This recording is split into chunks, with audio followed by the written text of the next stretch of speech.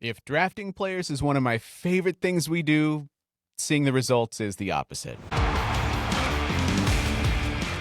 Oh no, if it isn't the consequences of my actions.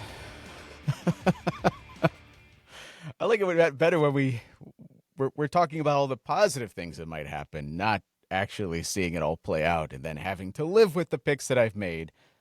But this is a fun exercise. We've got to figure out the correlation of how we fare in these to how the team does, because I know my team total, I would guess that the Guardians had just the most rancid season ever. TJ, half my team left the team mid-season. And it's still up for grabs. I think it's going to be a closer outcome than you think. But we'll see. I don't know what your team total is. I know what my team total is, but welcome to the Selby is Guidecast, where if you're new to the show, I know we've picked up some listeners and got a message. Someone said, I just caught you guys in August, the first time I knew you guys even existed, and I'm happy to be here. Well, thank you for being here, by the way. I'm TJ, that's Zach, and every year, Zach, what do? We sit down with the Fangraphs War leaderboard, think about what the future might hold, and then what do we do with those picks that we make? Well, let me get in my my boasting before it's too late here. What do we do? Well, I usually draft a team, a juggernaut. Just I know ahead of time who the Guardians' best players will be. And I don't know what you do. You just dick around and draft 13 guys. And some of them never come up from the minors. Some of them get I sent do down lots to the of minors. homework. That's been my downfall. I've told you, I think my downfall is I've put way too much energy into this. And this year I went in, no homework, just all emotion, gut feel. So we each draft 13 players. We try not to follow it during the season too closely. And we get to the end, and I think the night before we record this episode, we only tabulate our team's total WAR for the season. And then we come on the show and we surprise each other. This is the 5th year we've done this, and one of us is 4-0, and the other is TJ. So, well, you got to remind me.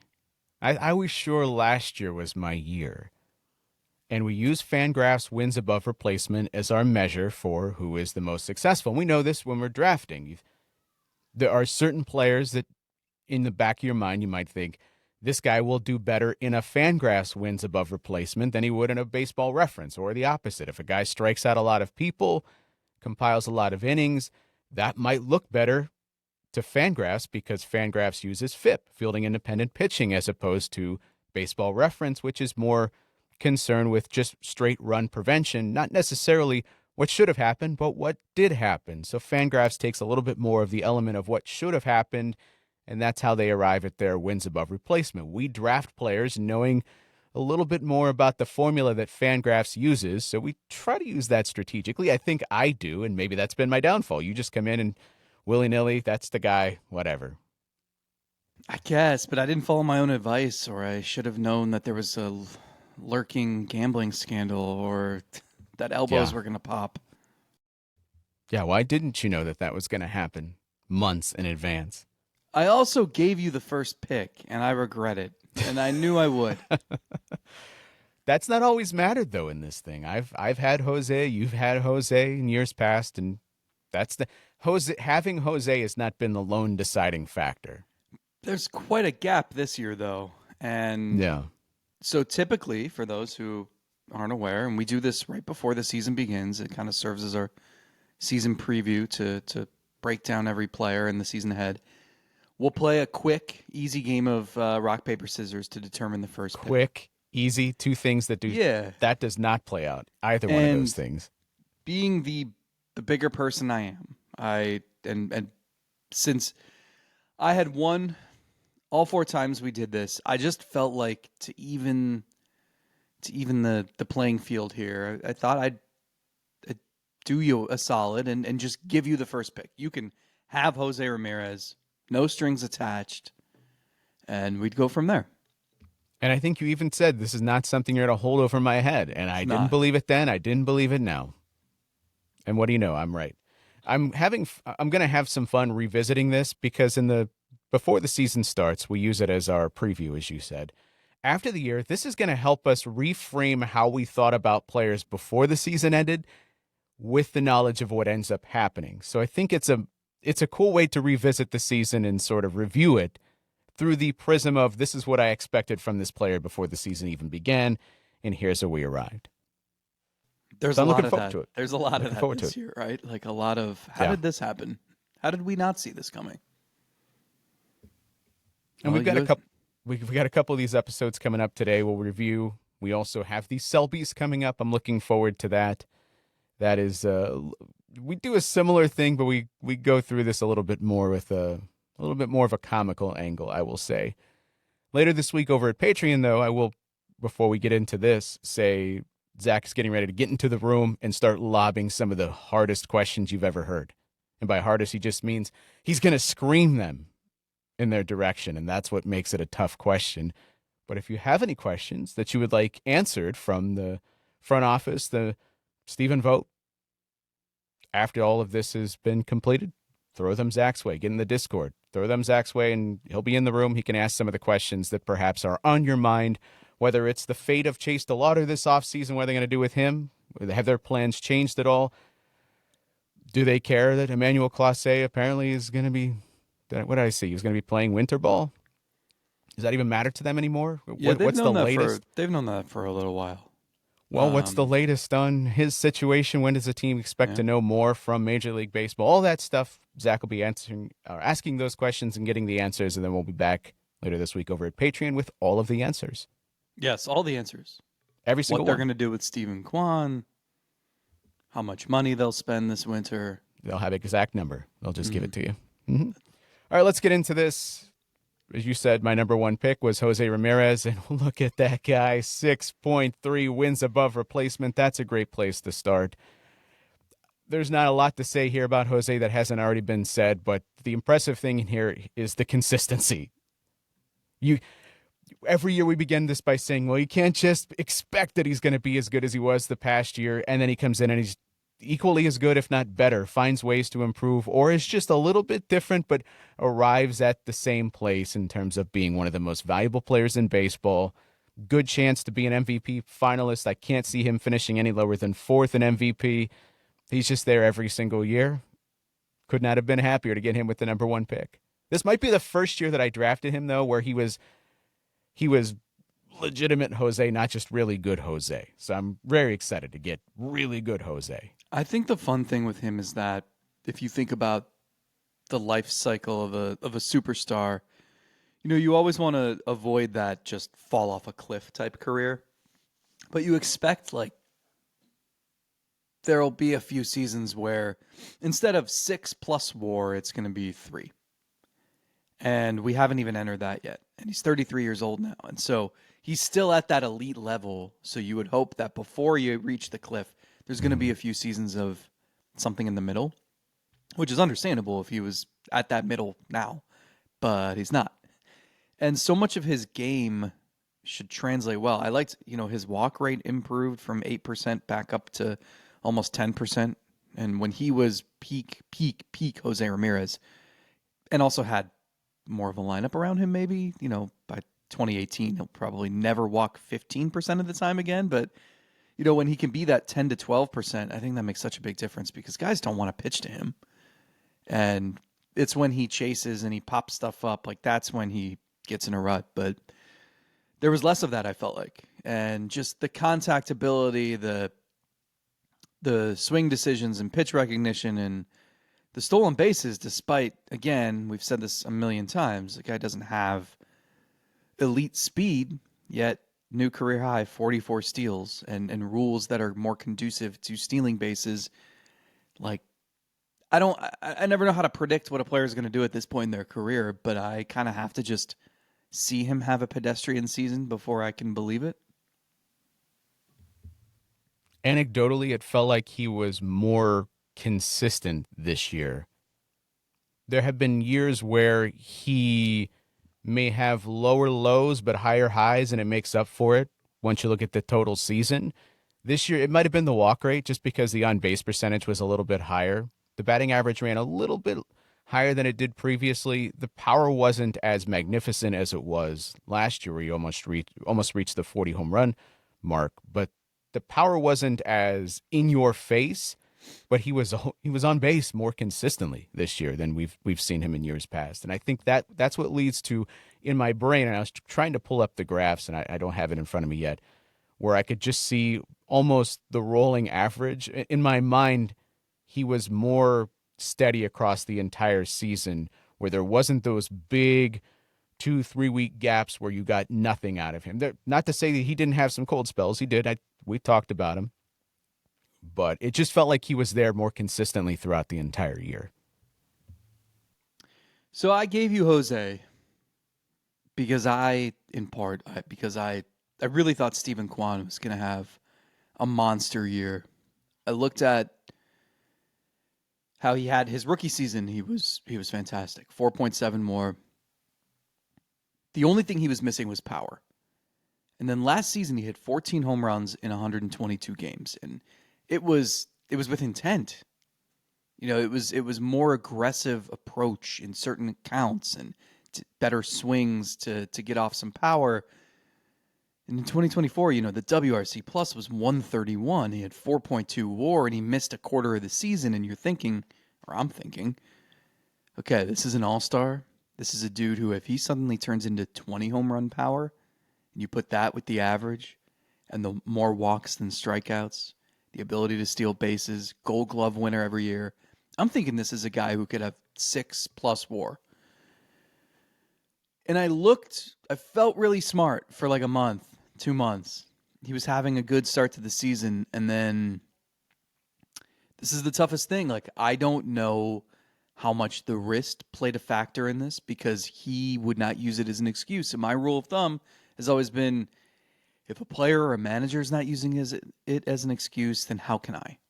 Right? So we know he got an injection at the All-Star break, missed a couple games there, and then played the rest of the way, but clearly was not the same player. And if you look at his line, it's weird. It's like years 1 and 3 of his career are very similar, and then years 2 and 4 are very similar. So maybe I should take him first next year instead of this year. Still an elite defender. Should win his 4th Gold Glove. Probably a candidate for the Platinum Glove. Still a dude who's not going to strike out, make a ton of contact. He had 11 home runs. Again, like that's the part that I wonder about the wrist. If it just, because I know at the All-Star break, he told the coaches there, like, not that you'd expect me to be the guy to hit for power, but if you need power, I got none right now. He did run more toward the end of the year, so he got up to 21 stolen bases. But 3.2 WAR is the final total, and to me, is short of what I expected. Short of what I expected too. I thought these were going to be a lot closer between Jose and Kwan. I thought clearly taking Jose number 1, that he was going to finish with more WAR, but I mean, you've said it before. There's always that safe floor with Kwan, because he is going to bring so much defensive value, even if he's not a 130 WRC plus. Just the glove brings so much. So I was relieved. I was relieved when I looked at those numbers and said, okay, there's a good gap there for me, and that getting the number 1 overall pick is meaningful here. I don't have the list of who I took in the right order. I just have the list of the players that I have. You went position Tanner players Bibee. and pitchers, but I knew I went with Tanner Bibee next. And weird year, right? Depending on what metric you look at, here at Fangraphs, it's 1.9. And we talked about throughout the season, there wasn't as much of a gap, if not a gap at all, between some of the expected numbers below the surface between him and Gavin. But yet Gavin Williams was getting so much better results.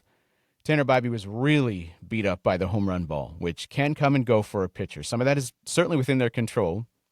Command, getting to certain counts, not letting guys zero in on certain pitches. There are elements here that a pitcher can control, but also home run rate can be a little bit fluky too. And that's why there are some numbers that sort of remove that from the equation. I think if you would have told me before the year that 2 would have been the number, I would have said that's very low for him. I think he's going to get more than that.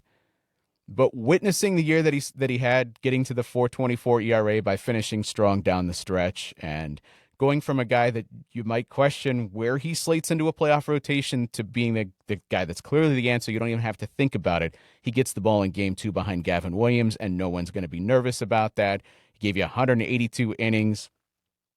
I think despite this being a frustrating year for him, if this is the worst that he's at right now, wouldn't everyone sign up for that? If this is just a building block into next year and getting back to being the guy that we've seen previously, this doesn't look. If you pull up his baseball reference page someday and look at it, you don't go, ooh, what happened that year? You just go, fluctuations of a pitcher. You just had a kind of bad year. Came back next year, was great after that. This is not something that becomes a permanent stumbling block for him. And 1.9, I'll take it. Yeah, it helps that he had help, right? Like it wasn't. I know the rotation struggled there early on. It seemed like nobody except Ben Lively, maybe, and maybe Logan Allen was pitching to their potential. But Gavin Williams quickly picked it up. Slade Ciccone joined the equation, and then down the stretch, I mean, it's easy to forget. I was looking at the pitcher of the month candidates for September and thinking about Gavin Williams. I'm thinking Joey Cantillo's numbers were great. And it's easy to overlook Bibee, maybe because he only had 4 starts, and I think the other guys had 5, but he had a 1.30 ERA in September. So, yeah, he got back on the right page. And you're right. There's a difference, too, between looking at a guy who has 2 really good years, and it's like, oh, your ERA was 5? What happened? Did they juice the balls again? What's going on here? 4.24 is league average. So if that is your floor, you're fine. I thought I would get smart. I went Bo Naylor. It was your first mistake. And Fangraphs loves catchers. Bo Naylor, they say, was slightly better offensively. If you look at his WRC+, plus, he went from 74 to 85, but still a negative there. Fangraph says his defense actually took a step back a little bit. Still good, but they really liked him last year. So in the end, even though I look at this, if I look at everything but WAR, I'm thinking, okay, he was better. Walk rate took a big jump from 7.5% to 11. Strikeout rate went from 31.5% to down to 23.9%. You look at that and you're like, okay, shouldn't he have been better than a dude whose OPS like never sniffed 700? Really strange year. We've talked about it. I the power numbers are like identical from where they were a year ago. I just don't get it. I don't know. He got really hot in September and that saved him. But he ends up with 1.5 WAR. And if you would have told me he's going to be 11% better offensively, just the eye test, like he was solid defensively, I would have thought, okay, like based on how Fangraphs evaluates this stuff, could be worth like 2.5, 3 wins. But he's actually worth a tick less than he was the year before. I understand the pick, though. You think catcher, similar to Kwan, gives you that safe floor. And as long as he's good behind the plate like he was previously, you're going to get something out of him. And we all said he's a better hitter than he's a 74. Is he a league average guy? Hasn't proven that consistently, but better than a 74. And there were, like, before the September surge, he was pretty much in line with being the exact same guy. How he was getting there was different. You pointed to the walks, the fewer strikeouts, but it wasn't translating to the balls he was putting in play and becoming a better overall hitter. It was weird. I mean, the isolated power was a little bit better from him, but similar home run totals. Thankfully, that September, at least, it made you feel like when he came to the plate, this is not an automatic out. This is a guy that can contribute. Still not a guy who you want hitting 5th? But No. But last game of the season, Chase DeLauder did that. And yes. Supplanted by a guy with 1 career game. As you said, hopefully he got all of his injury out of his body by the end of this year. Is this where I went Lane Thomas? This is where you went, Lane Thomas. Oh boy. I really thought we would get some of that walkier magic. Maybe some of the carryover from what we saw in the postseason. There were there was obviously a chance he could go 2020, but could this guy go 30-30? Could he? He went 4-4. Did he even get on the field for 30 games? Barely. It was a rough year. 4 And homers, 4 steals. this is about as bad as you can get as a player. Not only were you terrible on the field, you couldn't even get on the field. And it was to a point where, like, do you even want to get back on the field? Because this year has just been so cursed. He went from obviously being a guy that wanted to try to get, I won't say a massive payday, because I don't think even with a good year he would have had a massive payday, but he certainly would have been a guy that would have been on teams' radars to maybe I get a minor league invite.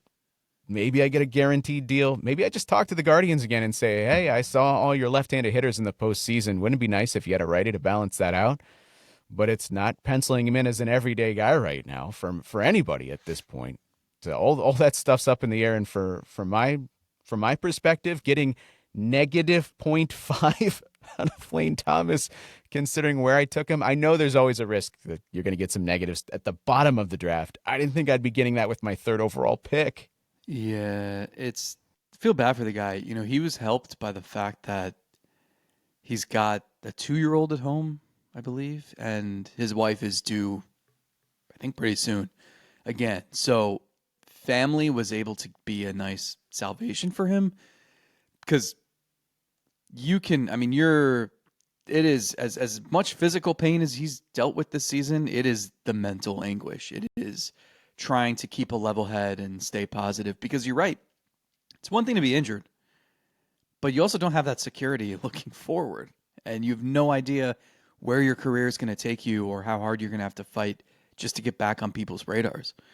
So, yeah, on one hand, so he loves the clubhouse here. I mean, these guys are tight, and he's still, he had his surgery on his foot in late September, and then was hobbling into the clubhouse every day so he could play cards with Austin Hedges and David Fry and Matt Festa and Daniel Schneemann and all those guys. So could I see a scenario where he comes back as a right-handed partner to all the lefties they have in the outfield? Yeah, I could see it.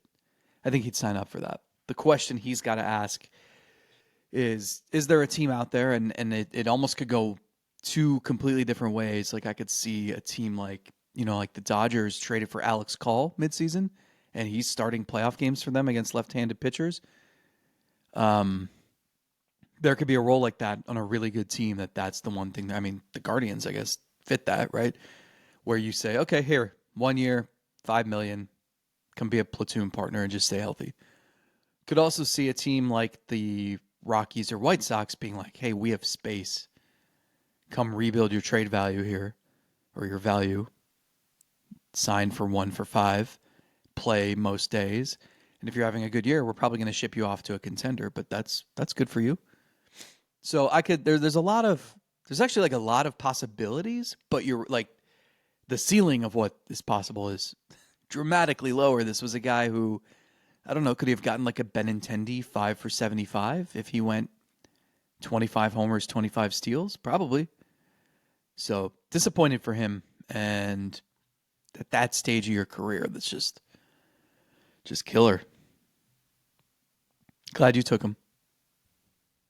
I went Gavin Williams, and it's a great pick. Everything we thought he'd do, he did. We hyped him up in spring training. He looked like an ace in the making. Then it was a rough 6 weeks. Then he figured it out, and now he looks like an ace in the making. That's great. Fangraphs does not like him. They don't like him. He walks too many guys. That's basically it. And I didn't really put that into my evaluation here. Well, you also didn't think he was going to lead the league in walks for most of the year. And that's going to hurt. Even if you're having success, it's tough. The metrics are going to frown on that. Yeah, I wouldn't shy away from taking him again next year. The stuff is just so good, and he's finally figured out the right approach to get the most out of it. And you see the confidence too. Because the one biggest thing, the thing with him is there was just so much nibbling early on. I think it's because he didn't know how to make his pitches play off each other and just how to be consistent, honestly, like in the delivery, in the sequencing. And, you'd see him just like nibbling on the corners. And you're just like, would you throw strikes? My God, just throw it over the plate. You throw 99. You have a great curveball. But once you get past that hurdle, you've seen starts where he's struggling early on and he can rein it in. Like, he's got the roadmap now. So that's why I think this, you look at his career arc here. Like, I think this is the beginning. I think this is a dude who's going to log a ton of innings year after year. He's eventually going to get that massive payday because teams are going to look at this guy who stands 6'6" and is just the biggest goofball ever, and they're going to want to sign up for that. So I may have been a year early on jumping on him this early, but I think, I have no doubts that this guy's going to have another big year next season. I was curious. The second half, the control was better from him if you remove some of that early season wildness. But even in the second half, he was third on the team in wins above replacement. The one thing that does stand out that is worrisome, to some degree, you look at a pitcher's left on base percentage, it tells you how many guys they strand, which I don't want to take credit away from them from stranding guys. It means you didn't crumble in the moment. And there's an element here where someone, with the stuff that he has, he can get out of a jam that he put himself in. If you got great strikeout stuff and a guy's on third base with nobody out, you can get out of that without anybody scoring or pop-ups or anything like that. But it was 92.9%. He was getting very fortunate that what's the face? I'm seeing 83.8, which is still really high. I don't know. What I got in the second half is 92. Oh, second Either half, way. second half, yeah. Yeah, second half is what I'm looking at here, because that's what I want to see really when he became the pitcher that we saw, and try to factor some of that early season stuff out. It was 92.9% in the second half, which, again, that's to his credit that he didn't crumble when there were runners on base. But there would also be some suggestion that maybe you're not always going to be so fortunate with how you strand guys and some of those guys are going to score. But that, having said that, you're taking a guy that has a 218 earned run average in the second half and saying, hey, maybe a few more of those runs should have scored. Say that 5 times fast. You're right. It probably should be closer to like a 3 ERA, which is still fantastic for a guy that's not even a finished product yet. Yeah. I also just don't put guys on base yourself, and then you won't have to strand them. Genius. Or just keep stranding them. I mean, I'm not going to argue with it if that's part of your legitimate skill set. Who did I take next here? I believe you went Brayan Rocchio. Okay. I wasn't sure if it was him or the next guy I have on my list. Brayan Rocchio, this was following a very similar path to the Lane Thomas one, so much so that when they brought him back up, I said, is that a good thing for my WAR team? Because early on, he was also in the negative, very much so, but good defense in the second half, a bat that wasn't a complete nothing, and some well-timed production late in the season, particularly a ball off the foul pole, helping me get some value late. This is a guy that I wanted to give him some belief given the postseason he had last year, and I wanted to get on that train. I think I even said, I'm 1 foot on. You got to give me that other reason to get that other foot on the hype train here, and it just fell off.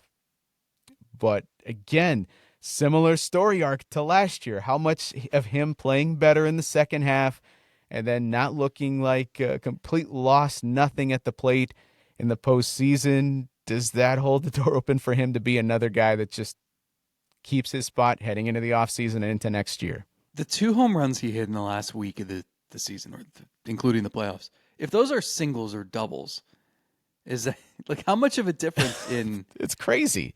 Yeah. Because in my mind, I'm like, we'll get to Arias here in a minute, but I kind of don't want to watch him take at-bats ever again. I've kind of been on that for a couple of years now.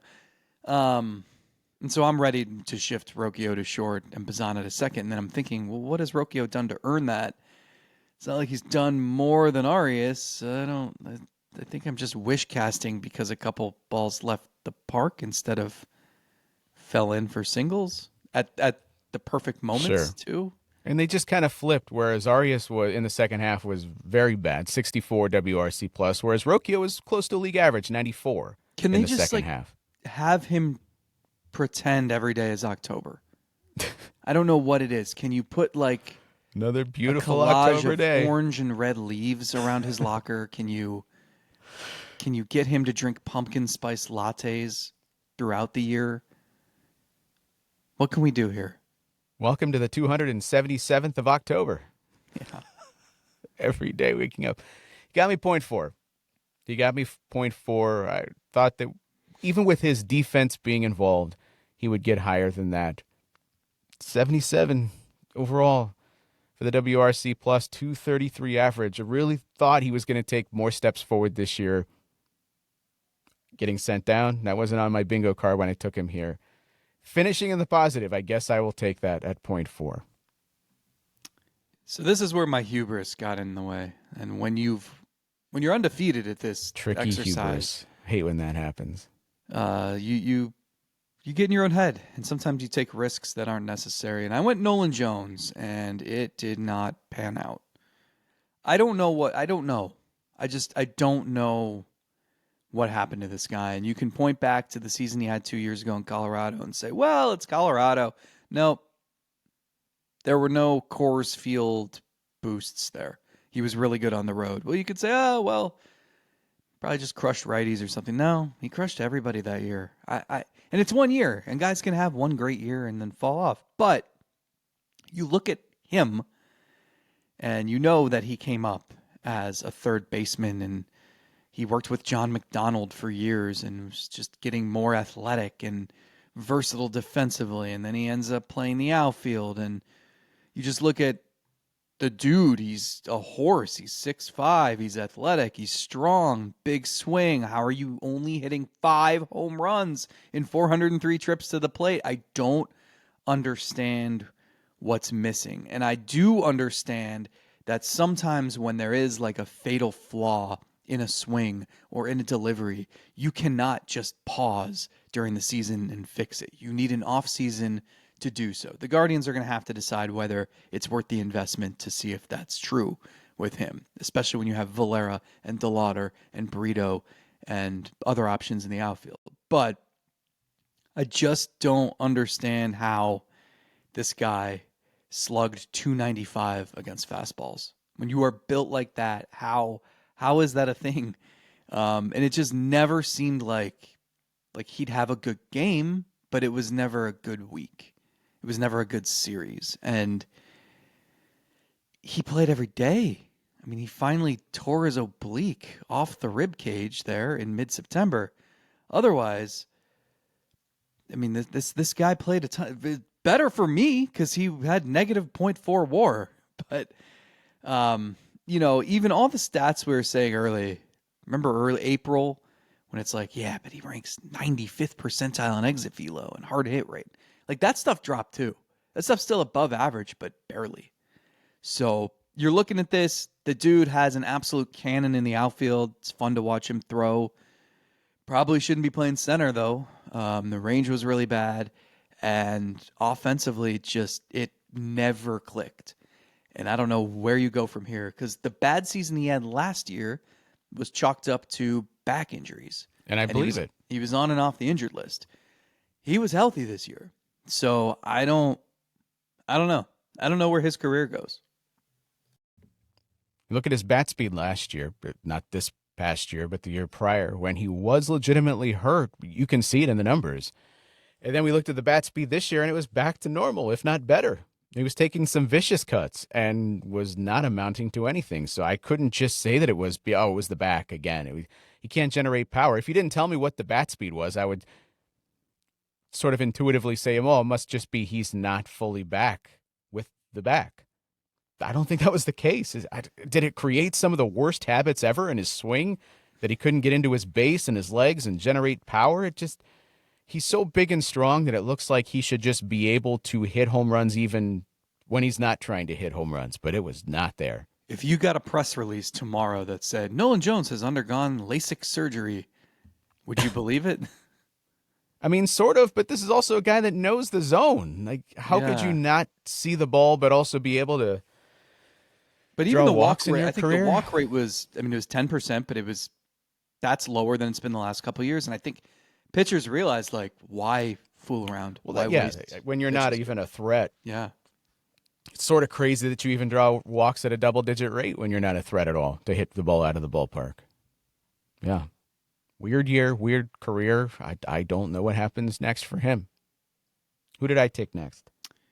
It starts to get a little confusing here. I think you went Cade Smith. Okay, that's what I thought, but I also was looking at the next closest WAR guy and wasn't sure if maybe I took him next. Cade Smith, I'm extremely, extremely excited about that one. That's a 2.7 who leads all relievers in baseball in wins above replacement. Second straight year. Finishing just ahead of Aroldis Chapman. Do we need to talk about how he can make the Hall of Fame? No, because the last reliever we tried to do that with decided to start fooling around, allegedly. How could you not be pleased taking him where I did? And this is a case where because he strikes a lot of guys out, it's going to compile a lot of relief innings. He is going to be close to leading Major League relievers in WAR.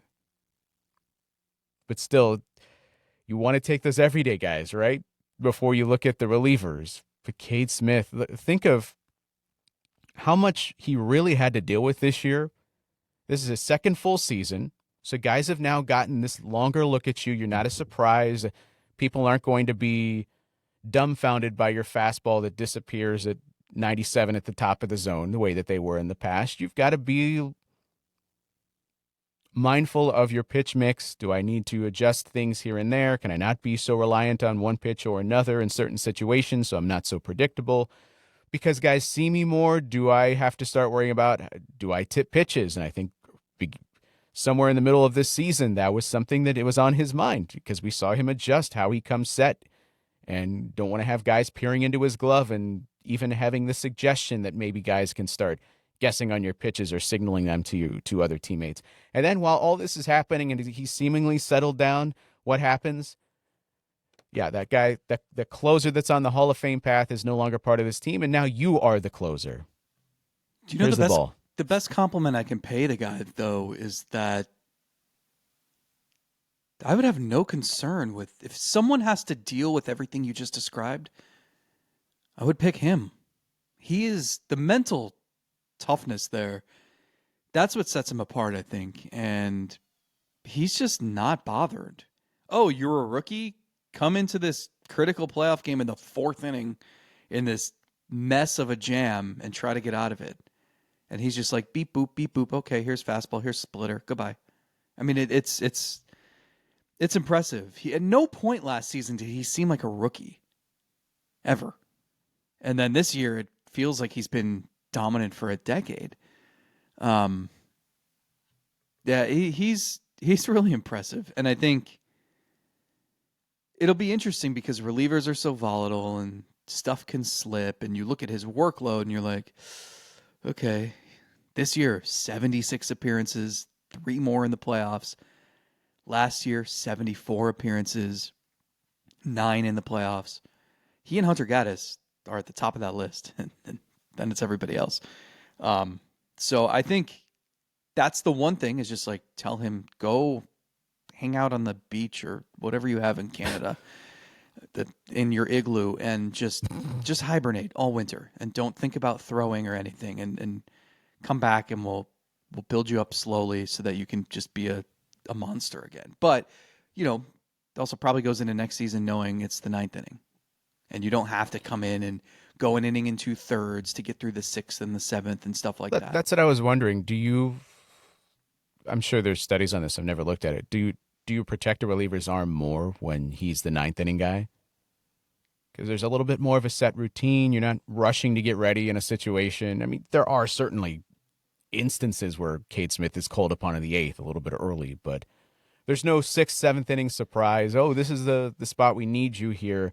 There's no inning in 2/3 every other day. The biggest challenge is probably days in a row for a guy like that. But the environment as the closer over 162, not really factoring in the playoffs, there's more of a known commodity of when you're going to pitch, how much you're going to pitch. It's just more controlled. Yeah, I mean,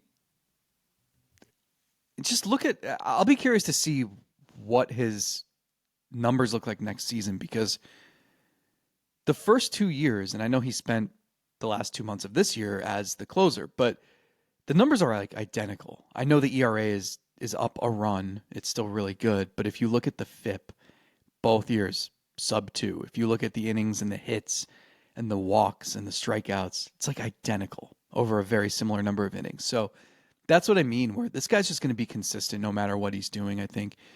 Led the league in WAR his first 2 years, more than 100 strikeouts each of his first 2 years. Just doesn't walk anyone, especially as the season went on. Like, I don't have the numbers in front of me, but I know the walk rate was a little bit higher, I think, in the first half this year, and then he just stopped. Because I think that's what also was driving up. It was just the sequencing. Like, he'd give up the hit when the guy was on base, and then the runner would score, right? So, yeah, I mean, that's a great pick by you. I remember talking about how you figured the WAR, he'd be helped by just the situations he'd be in, the strikeout rate, all that stuff, and you went him over Clase, and I went Clase next. Yikes. One final thing on Cade Smith. The ERA is a little bit higher because, as we talked about, the left on base percentage, the strand rate. Like, Aroldis Chapman had an 87.6% strand rate. So when guys got on base, he got out of that inning and usually slammed the door. And that's not he had a 117 ERA. I'm not saying Aroldis Chapman didn't deserve it. But what I am saying is it's why the gap between Smith. I mean, Smith has more innings than Chapman, so that helps him. But you look at the expected earned run average, much lower. For Cade Smith compared to his ERA, the FIP 1.95. That's a full run lower.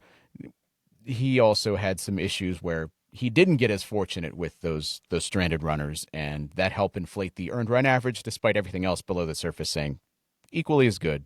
Yeah, some of that can be fluky. Some of that can be sequencing, like, oh, you just so happen to give up the double when the guy's on second instead of the double when there's nobody on. Some of that can be you already went your inning and a third, and now some jabroni has to come in after you, and they give up. They don't strand. You hear that, Festa? He just called you a jabroni. Jeez. No, Festa comes in first. Don't you know this by now? That's right.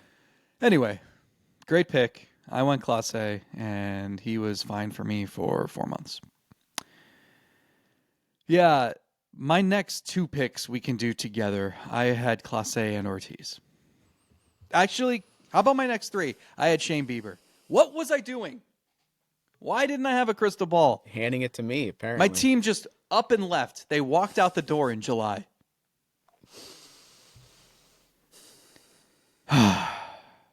Clase, he was not having as good of a year. It is possible he would have been traded had he not been caught up in the sports betting investigation. He still had 1.1 more for me. Emmanuel, if you're listening, thank you. Weird year. I bet it would have been higher. Remember when he was really struggling and then said that he had shoulder soreness dating back to spring training? Remember when he didn't lose the closer job but randomly pitched the 8th inning and was held out for a week? And what a weird year for this guy. He had that epic meltdown in Pittsburgh,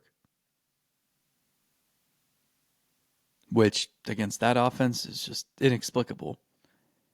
And then everyone was saying, is it time to yank him? I heard someone say he should be sent to the minors. Everyone was saying, the Yankees and Kerry Carpenter, they just ruined this guy mentally, and closers, once you lose it, you never get it back. He did get it back. I think from the beginning of May until he got allegedly busted. His ERA was 110. That's what the Guardians were pitching other teams. Hey, he's fine. You want to trade for him? And they had offers, and then they didn't. It's crazy. I mean, you think about how things would have been.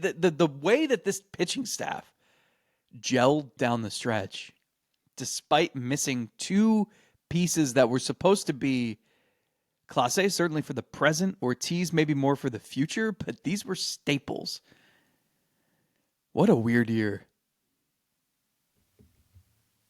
Yeah, not only thinking about Clase, do you have to then replace him in the ninth inning? And I feel between the two, do you feel more safe with Cade Smith pitching the ninth than you did Clase? Is it equal? Is it close enough that it's a toss-up? It's easy. I mean, how quickly are we turning the page on the year before? I don't think I've ever felt more comfortable with someone pitching the ninth than 2024 Emmanuel Clase in the regular season. Then there's also 2023 Clase, which was weird. 2022, though, was right fantastic. Up there with 2024. Yeah. So he and Kwan are just in lockstep. I guess I'm getting caught up on something that wasn't my point. The point is, regardless of the ninth inning not feeling like, oh no, you lost Clase. Okay, well, you have Cade Smith. It's you took Cade Smith out of the seventh and eighth inning, and now you're putting Gaddis and Sabrowski and other guys in that situation. Everyone steps up. Right. I think a high leverage reliever should be on their winter shopping list, first of all. Second of all, I think it wasn't just Clase.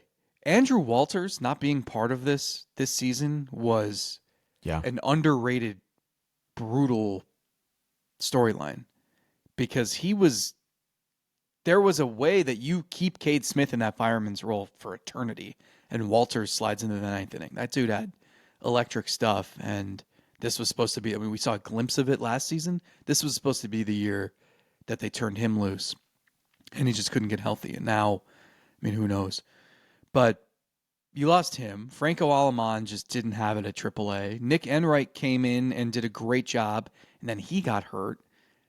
And that's how you end up with Festa setting a major league record with 186 appearances in one season.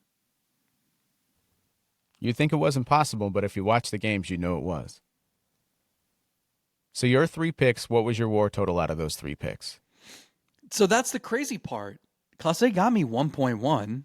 Luis Ortiz got me 0.9. Shane Bieber didn't throw a pitch for them all year. I should get credit for his rehab starts. He looked good. For his rehab starts. Okay, sure. He has a chance to close out the ALDS for the Blue Jays, which is, have you watched the Blue Jays in this series? It's so weird. It's like, hey, Ernie Clement. And on deck is Andres Jimenez. And then it's Miles Straw. And Bieber's starting tomorrow. Ernie Clement, one of the greatest postseason players ever, apparently. Yeah. Fantastic. So those 3 combined for 2 wins, which it's not the worst. No, but it's more what I left on the table. Sure. So who are my next 3 picks? You went with the first base DH tandem, Santana and Manzardo. Yeah. And then you went Logan Allen. That's a good pick. Manzardo, that one's easy to explain. Of course, you're going to be overcoming a lot of DH time, and at that point, I didn't envision him playing much first at all, considering they signed Santana and sold him as huge upgrade defensively. What about the offense? Don't worry about the offense. It doesn't matter. What matters is we're going to be better defensively in the infield. Santana was that. He brought good glove at first base, but the offense was not good enough to be hitting cleanup for this team. I took him, though, because I thought with the defense, with an ability to play pretty much every single day, there was a good chance that he was going to give me some value. So the question there between Manzardo and Santana is, does Manzardo hit well enough that he provides some value on top of taking that DH penalty? He got me 1.2. Santana, before he eventually departed, got me 0.5. So between the 3 picks, you're saying, oh, this is terrible. You're doing better so far. And then this guy saved me. Logan Allen. We probably, and maybe we're getting to the point where we've memed this into reality too with the Jose. He's the most underrated player in baseball. How do you know? Because we say he's underrated every single day. We have said so much on this show. Logan Allen was extremely underrated that maybe we're actually rating him properly. But what an underrated year from Logan Allen, because this is a guy that last year, we go back 2 years ago, looked like a back of the rotation staple. Very good I'm so thankful to have him. Probably not going to front the rotation, but man, if he's like at the 3, 4, 5 turn in the rotation, this guy is just he's going to be plugged in there for a long time. And I like it. And then last year, I'm thinking at the end of the year, I don't even think I consider him part of the rotation plans other than depth. And then he comes into this year and gives you 156 and 2/3 innings. Extremely valuable. We just talked about with Bibee being at a 4.24 ERA. Logan Allen at the back of the rotation gave you a 4.25. And he had some bad outings that really blew that up. A lot of the other outings this year, he was really, really good. He just provided that stability every 5 days where we weren't talking about him starting one of these playoff games, and rightfully so. He shouldn't have been.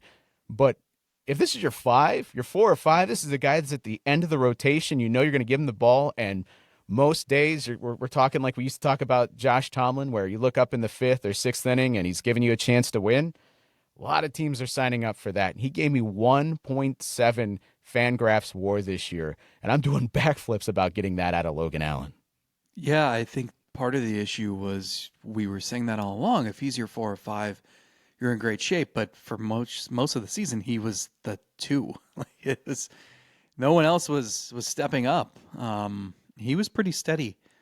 And now you look at the end of the season and he got skipped in the rotation and he was the 6. That's a good place to be.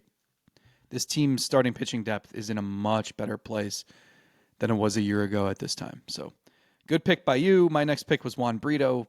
There's nothing I can say there. He didn't come up. He was injured. Were you ever going to take guys that were going to play? Yeah. I love the bat. I haven't seen the bat in like a year, but we'll see. He's going to be an interesting guy. I think you can't bank on him doing anything because who knows? Just the guy's missed developmental time. But I could see him in the role that we were talking Lane Thomas for, where he's a platoon in right field and he's just facing lefties. He's a switch hitter, so he doesn't have to be limited to that. But in terms of what might be available to him, something like that. He's an interesting dude for next year, but I said that this year too. So who knows?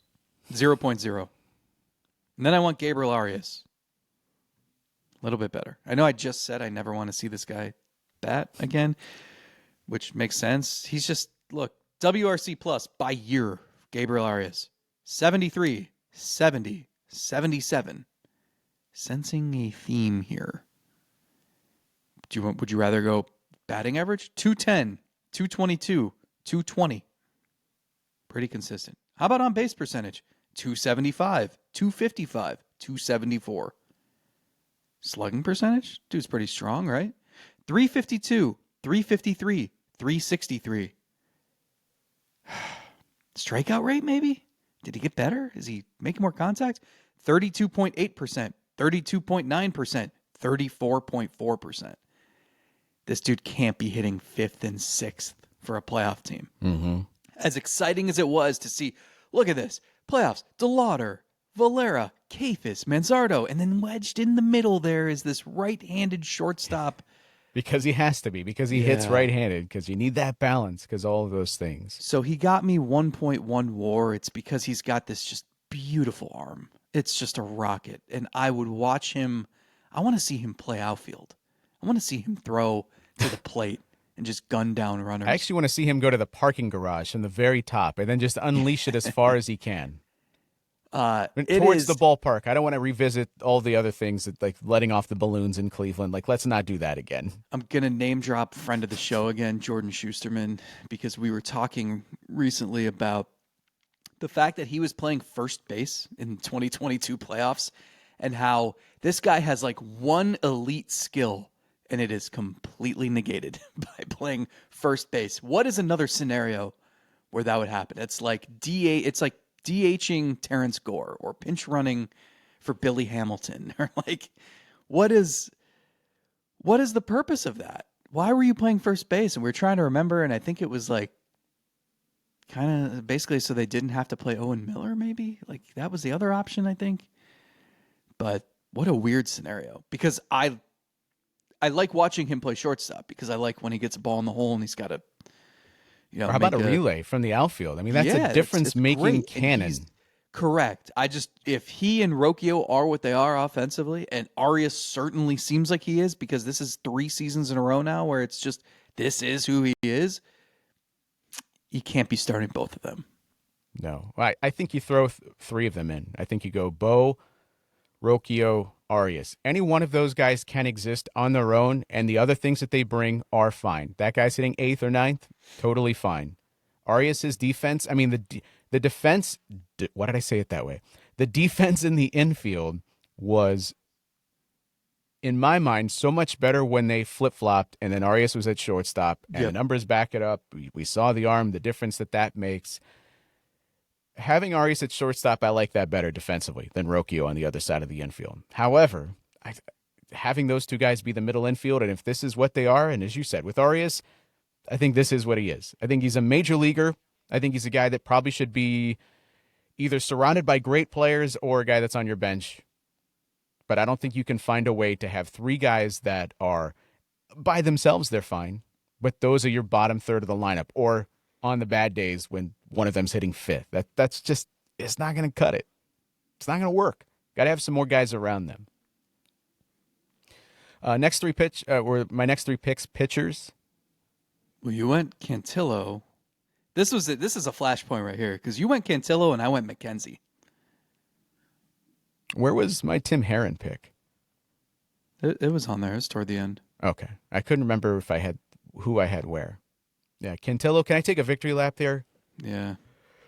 Because I said this, I'm really excited about him. I couldn't exactly explain why, but I just had good feelings about the way they're going to be able to find to use him, whether it was as a starter, whether it was as a combo multi-inning guy. I thought this guy was going to take off. And so did there were some glimpses of that. Him. There were some glimpses instead of him. But I mean, look at even compared to when they sent him down, you and I both said, I don't think this is a performance thing. This is just the roster's this way, and maybe they want to convey something about throwing strikes, but that doesn't really impact how I feel about him. I feel even better than I do about Slade Ciccone, about Joey Cantillo, but there's some roster Olympics happening here, so I get it. But compared to when he came back, and now how much better I feel about Cantillo, which I already liked him when they sent him down. He came back and just attacked. That's a building block in the rotation. That is a guy that I'm excited to give more innings to next year. Got me 1.5. I didn't think he was even going to get to that point. 1.5 out of him. So exciting. So he was really good out of the bullpen for the first 5-6 weeks of the season, if you remember. He had like a sub-2 ERA, and then he just wore it against the Phillies. Remember that outing where he just did not have it. He was giving up tons of hits, and I think they just kind of had to leave him out there because they didn't want to burn the bullpen. He threw 40 pitches, and that's, he stayed in the bullpen for another couple weeks, and then they started building him up a little bit, and then they sent him down to actually stretch out.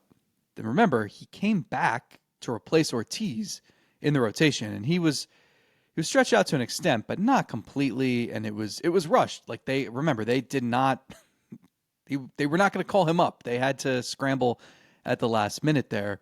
And so he gets thrown back into the rotation, and like it wasn't pretty. Like there were some good glimpses, but he was walking three or four most starts. And so then he has 2 good starts, and you're right. It's the timing of when they sent him down, because it almost looked like he was turning a corner. He had 2 good starts. He had a good start in Chicago against the White Sox, where he went 5 2/3, gave up 1 run. And then he had the start against the Braves, where he went 5, gave up 1 run. He did walk 4, but that's also the start where the guy ran on the field with the bases loaded. And then he had to just try to focus again. And he said, there's no excuses, but like this dude in a Johnny Manziel jersey is kicking and screaming and won't get off the field. And you've got to make some really important pitches here. That's tough. So they send him down. And even when he went to, like, his starts in Columbus weren't great, but he came back and was just a different person. He won Rookie of the Month for September, and he had an argument for Pitcher of the Month. I think Max Fried won. I don't, like, if you just look at his stats for the season, first of all, his ERA was 3.21. That's really good. The FIP backs it up, 3.56. Strikeout rate, awesome. Hit rate, great. 78 hits in 95 innings. Home runs, 10 in 95. You'll take that. That's great. less than 1 per 9. The only thing you can quibble with is the walks, and that's the one thing they stressed to him to go down and fix, and he came back up and was great. He walked 6 in 5 September starts. So, look, does he just build off of that and it's a springboard into next season and everything's awesome? You never know. But he clearly found something, and that is absolutely a dude. I thought he would have a breakout season of sorts. I actually didn't know what role it would be in. I just felt there's enough there. You know, the fastball with the extension, it plays up. So instead of 92, it looks like 96. And if he's throwing it 92, 93 instead of 90, 91, that makes a big difference. The changeup is always going to be devastating. Just a crazy high whiff rate. And then he mixes in the curveball, and he's got something in between. And I don't know. We'll see what this looks like. But that's, you talk about the developmental success stories. And there are a lot more now than there were 2 months ago. And for me, he's at or near the top of that list. Yeah, throwing strikes, but also the FU fastball that he talked about throwing. The not living at 89, 90, because I'm trying to massage it on the corner of the zone because I don't trust that if I get it into the zone that the guy's going to kill it, I'm going to be able to survive. And thinking, nope, my 92 to 93, considering what my changeup does, is plenty good enough. And if I'm in the zone at 93 and then dropping my changeup below the zone, unhittable. Great combination. Who did I take after Cantillo? You have Noel and Schneemann. Yeah. Noel, Schneemann. Noel got me negative 1.1. Man, I thought he would be better as just the right-handed thumper against lefties. I thought he could maybe just get into some fastballs and crush some southpaws, but that did not play out. Now, I don't know if he survives the offseason. Is that wild to say? No, I mean, they've got a lot of 40-man. There could be some carnage, right? There's a lot of guys who, you know, they don't have this massive. Remember a few years ago when they had to add like 11 guys to the 40? They don't have that. But there could be some turnover. There's a bunch of guys on here. Remember Matt Crook? Did you know he's on the 40-man roster? So there's some of that. There's some of, you know, is it just time to move on from some of these guys who are out of options? And he's, yeah, I would say he's at risk. And then there's Schneemann, who I'm very excited about. I was more excited more in the first half before the bat really faded, but there's something, and I'm not arguing that I need more than the 1.3 that he gave me, but look at Schneemann's ability to play third, play second, play center, play right. There is more value there than just 1.3. For Stephen Vogt to look down the bench and go, well, crap, who's going to play? Oh, wait, I got Schneemann. He's going to hold it together. He's my glue. And for a while this year was actually creaming righties and contributing offensively and hit some big home runs. We had the fun we had. What was it, Toronto, when he hit the big homer in Toronto? Yeah, I was actually reminded of that in September. I did a radio hit with Sportsnet in Toronto, and he's still like public enemy number 1 there. Why? Because that was a huge day for him. It was 2 home runs, right? Yeah, it was a grand slam, right? Grand slam, and then didn't he hit a winning home run too? Might be right. Yeah, have to. God, so much happened this year. Are you sure that was this year? You sure that wasn't 6 years ago? 1.3 out of Schneemann. I did not envision a world where that was going to happen, and I was like you, thinking about Brito or DeLauder or guys we haven't seen yet. Do I get risky and take a Parker Messick or some? It just felt like this is safe because he's gonna exist on the bench the entire year. He hit the solo homer first, and then the grand slam was the go-ahead. That's what it was. That does feel like a decade ago. I went Angel Martinez. I'm going to be suckered into this again next year because, well, or the year after. Jose Ramirez declared to me, Points at Angel Martinez, the locker next to him. He's had him under his wing all year. And he says, give it 2 years. This guy will be a star. All right. Well, he got me negative -0.2 this year. And for a while, it was like, oh my God, this guy is just Barry Bonds against lefties. Maybe that's not the... He's Manny Ramirez against lefties. But even that really tapered off toward the end of the year. So he ends up with a 792 OPS against lefties, which is still good, but it was really carrying him for much of the year because he just never figured out righties. 545 OPS. So you get another one of these players where it's like, oh, he's versatile defensively and switch hitter, like great ingredients there, but you have to be able to hit. Or else we're just saying, hey, this guy would be great if he's your utility guy. Well, how many guys can you say that about? Oh, he's hitting second today. Yeah. So you see there's power potential. The Guardians have long thought that there's 20 homer potential in there. He hit 11 this year in 484 plate appearances. Stole 8 bases. It's just 74 WRC plus is not enough. Defensively, I think because he never really landed at one specific spot. I know he played more center field than anything, but played some second base, was okay there. Center field metrics did not like him this season, which is they did like him there last year, but he didn't play as much there last year. I don't really know what to make of him, to be honest. And I also think that's okay. He's 23, but it's tough when you think about, if you do your plotting out and Bazana's in this mix, center field is still a hole. But if they're comfortable with DeLauder there next year, suddenly you don't have a spot for someone like this to I guess just earn it. Unless it's in a platoon role and he's only facing lefties. But that might have just been a fluke. I don't know if that's yeah, who he is. I'm not buying that totally. All right, my last 2 guys on my roster, if I'm doing this correctly, I think this would be my last 2. Tim Herrin and Jacob Junis. Tim Herrin, I really thought, Cantillo, I had that good feeling somewhere. Couldn't exactly tell you why, but I thought in my gut, this guy's gonna blossom and be a big part of this team. I thought the same for Tim Herrin. Can I look at the guy who was late? Can I look at the guy that was coming into the playoff games and having some big strikeouts and turning into Jim?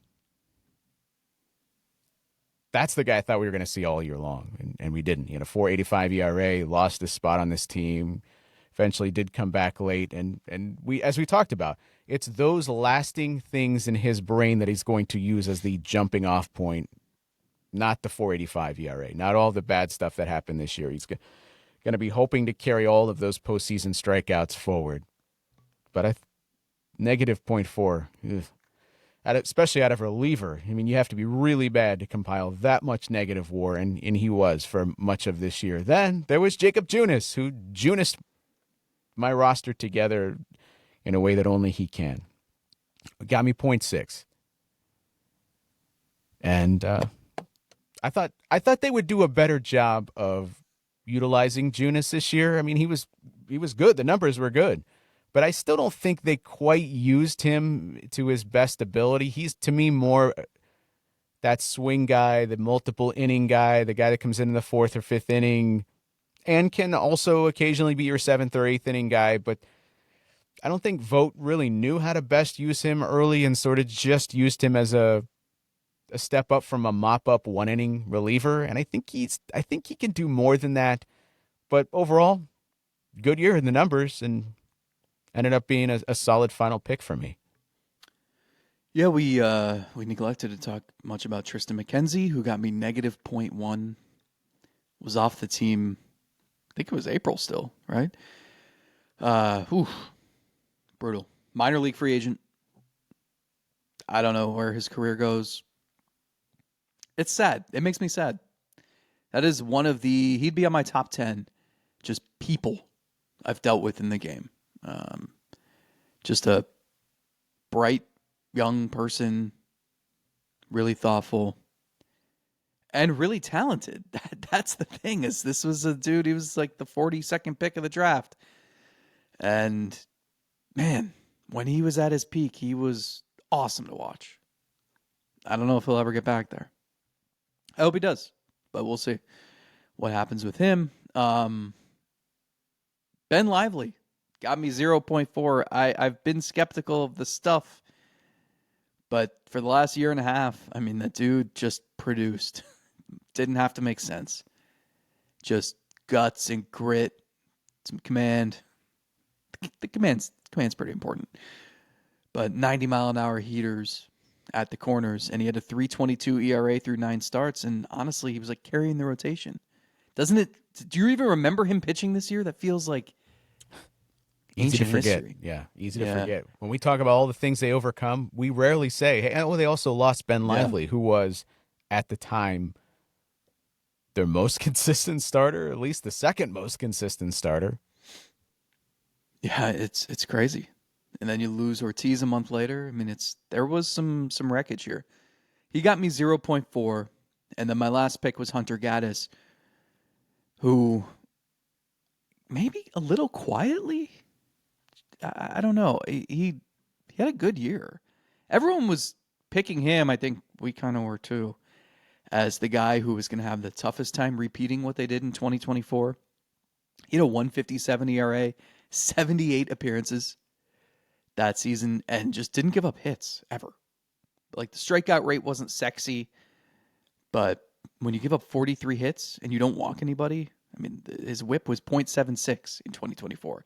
So it made sense to pick that. That's the guy who's, in this world of relievers struggling to put 2 good seasons together back to back, he'd be your pick. But he certainly wasn't better. He wasn't as good.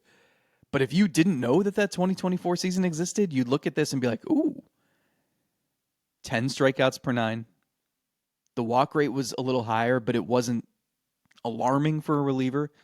Home run rate doubled, but still like 8 home runs and 66 2/3 is not anything to panic about. FIP of 350, ERA of 3.11, like that's a good season.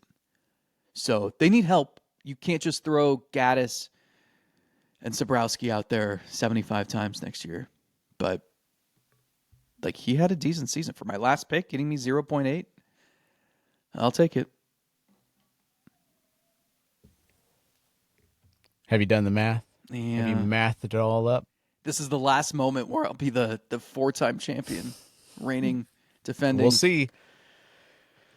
All right. Well, all of this together gave me, and I've done this now twice, so I trust my calculator app on my computer and phone if I've done it in 2 different places, just to be sure. This is the smallest number I've ever had, so just know that going in. You want me to give mine first, and then you can take your victory lap? Sure. All right. Year 1, Zach was the winner. Year 2, Zach was the winner. Year 3, Zach was the winner. Year 4, Zach was the winner. Year 5, my team, grand total of 9.7. Like, I didn't even, usually I have celebration. 9.7? Usually I have celebratory music queued up, and I'm just waiting. 9.7? Gonna go run a lap around my office, take a victory lap, cheer, but I only got rub it in. 16.1, which means the new War Draft Champion playoff no wait, sorry. It's gonna be a long winter. And the worst part, I can't even say, well, I gave you the first pick, you got Jose, because you crushed me. I'll be honest, I was nervous. Thanks, and Ortiz. Were you betting against our War Draft team too? Oh my gosh. I was nervous watching Lane Thomas and Brayan Rocchio and Jhonkensy Noel early. That did not have me feeling very good. It's actually crazy, and this is why we do this exercise, because it does give you insight into this season, and if we're talking about manager of the year and everything that this team has had to go through, and it's like, well, look at how many players left in the middle of the season. Some came back, some didn't. Some were injured, some were doing stuff they shouldn't have been doing, maybe. Some were traded. What a mess. Beautiful mess. It was, as one of our listeners coined it, a masterpiece. Yeah, I will see you for rock, paper, scissors in about 5 months, my guy. I'm going to hold on to this title belt as long as I possibly can. I'm going to flaunt it around like Kurt Angle with his gold medals. And I did it with a broke freaking neck. I had a run of 6 picks. That was Nolan Jones, Emmanuel Clase, Luis Ortiz, Shane Bieber, Juan Brito, Tristan McKenzie. Shame on me. You didn't tell me this crown was so heavy.